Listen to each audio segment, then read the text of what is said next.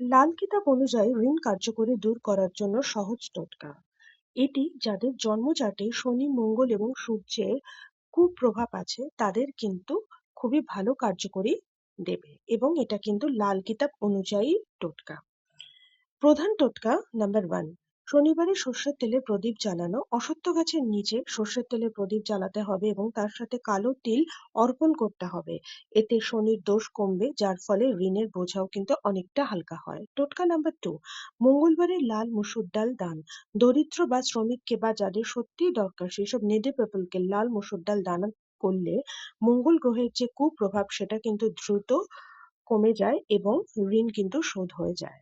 টোটকা নাম্বার 3, সকালে সূর্যকে জল অর্পণ করা। তামার ঘটিতে বা লোটায় কি হবে, লাল চন্দন মিশ্রিত জল সূর্যকে অর্পণ করতে হবে, যার ফলে আয় বৃদ্ধি পাবে। আর কতদিন ধরে টানা করতে হবে? 43 দিন ধরে করতে হবে, মানে 43 ডেজ।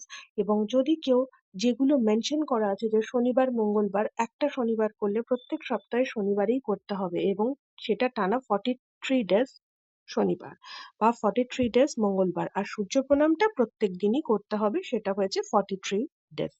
নমস্কার।